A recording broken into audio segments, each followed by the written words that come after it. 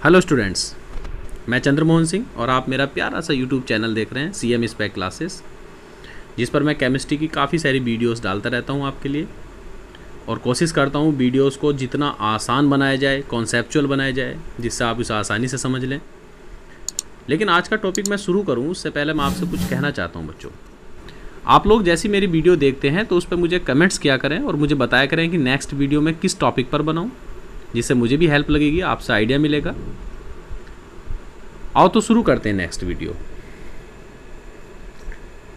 आज हम डिस्कस करेंगे बच्चों एक बड़े ही स्मार्ट इलेक्ट्रोड पर। इलेक्ट्रोड में स्मार्ट इसलिए कह रहा हूँ क्योंकि ये स्टैंडर्ड वर्क करता है और इसका नाम है स्टैंडर्ड हाइड्रोजन इलेक्ट्रोड, जिसको शॉर्ट में C भी कहते हैं।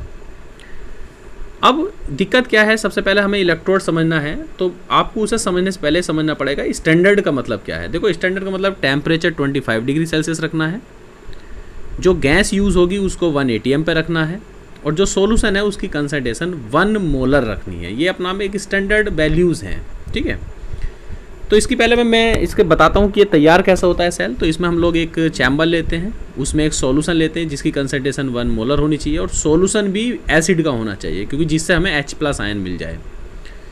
फिर हम इसके अंदर एक ट्यूब डालते हैं ग्लास की, जिसके अंदर प्लेटिनम की एक वायर लगा देते हैं। प्लेटिनम की लगा दो या कॉपर, कोई भी कंडक्टर होना चाहिए। लेकिन जो नीचे एक फॉयल लगाते हैं वो प्लेटिनम की ही लगाते हैं, जो एज ए इलेक्ट्रोड की तरह काम करती है, जिसे आप देख रहे हैं नीचे।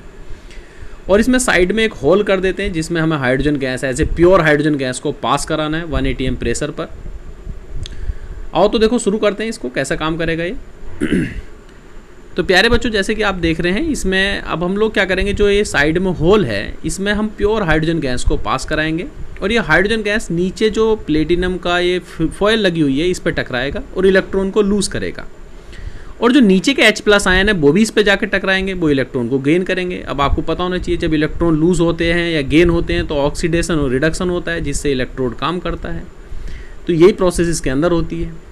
अब यहाँ पर जो हाइड्रोजन इस पर टकरा कर इलेक्ट्रॉन लूज करेंगे तो उसकी वजह से यहाँ पर ऑक्सीडेशन होगा और जो नीचे वाले H+ आयन इस पर टकरा के इलेक्ट्रॉन गेन करेंगे उसकी वजह से रिडक्शन होगा। जैसे कि आप दोनों रिएक्शन देख रहे हैं ऊपर नीचे वाली है, तो एक इसमें ऑक्सीडेशन को रिप्रेजेंट कर रही है एनोड के लिए, एक जो है रिडक्शन को रिप्रेजेंट कर रही है कैथोड के लिए। आपको पता होना चाहिए एनोड पर ऑक्सीडेशन और कैथोड पर रिडक्शन होता है। और इस तरह से जो है हमारा सेल, ये इलेक्ट्रोड जो है काम करता है। लेकिन बच्चों इसके लिए खास बात ये है कि इसका पोटेंशियल हम लोग 0 वोल्ट मान लेते हैं। मैंने कहा मान लेते हैं, ये एक्चुअल में निकल कर नहीं आता क्योंकि इसे अपने नाम में एक रिफरेंस इलेक्ट्रोड है।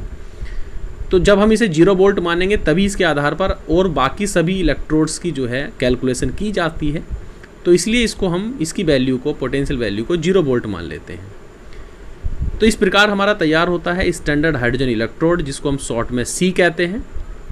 और इसमें ये जो है एक इक्विलिब्रियम इक्वेशन तैयार हो जाती है हाइड्रोजन की, एक बार ऑक्सीडेशन एक बार रिडक्शन।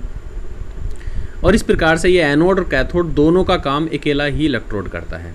आई होप कि आपको जो है ये सेल समझ में आया होगा।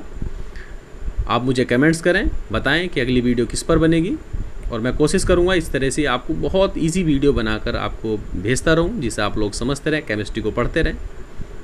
Thank you so much.